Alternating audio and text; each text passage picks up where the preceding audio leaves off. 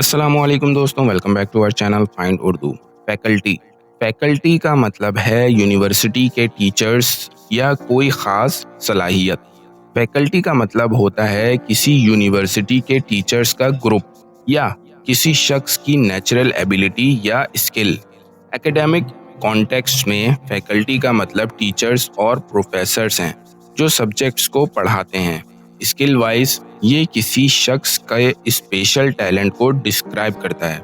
जैसे हमारी यूनिवर्सिटी के साइंस फैकल्टी बहुत मशहूर हैं। The faculty at this college is highly qualified. इस कॉलेज की फैकल्टी इंतहाई क्वालिफाइड है।